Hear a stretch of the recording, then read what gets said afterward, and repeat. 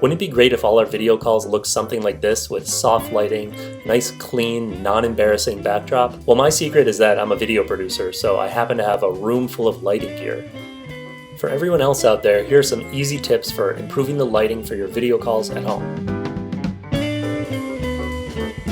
Let me take you on a little journey through my office, starting with natural light. Hey, a window.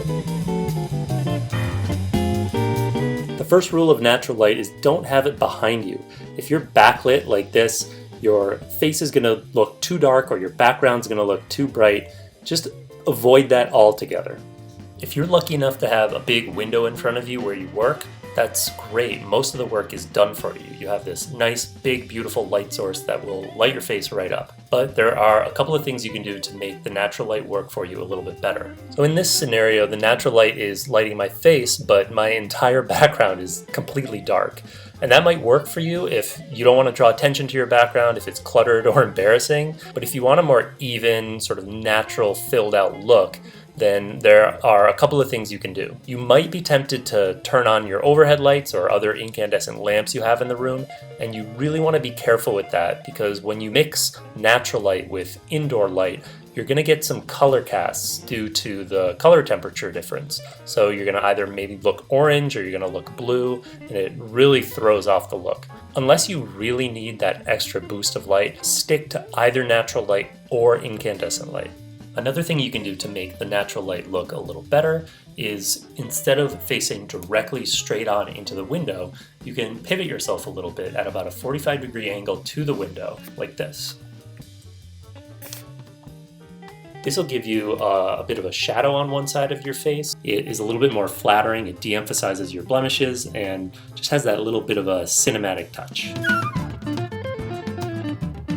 If you're in a situation like this where very little natural light is hitting your face, you're going to have to rely on indoor lights, preferably some lamps that you have. One of the biggest mistakes is when people put desk lamps on the corner of their desk facing directly at them. You end up with a really harsh look like this. In this scenario, there's a bare bulb lamp shining right into my face. Not only do I end up with these really harsh shadows on one side of my face, but it's just not pleasant to have this big giant light shining in your face all the time, especially for longer meetings. But there's a pretty easy fix if your lamp has any kind of flexibility at all. You can turn it around and face it at the opposing wall.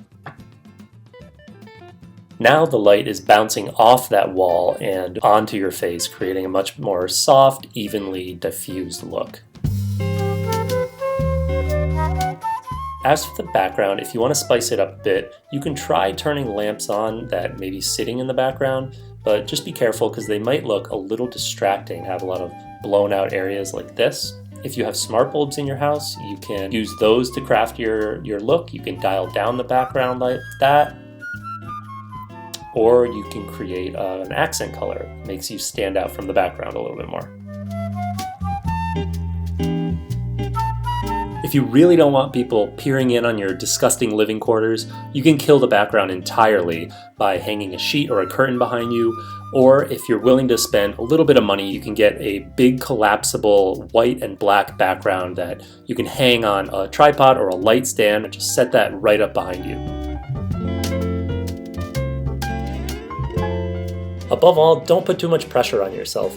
You don't need to look like a TV studio. As long as people can see you and hear you clearly, that's all that matters.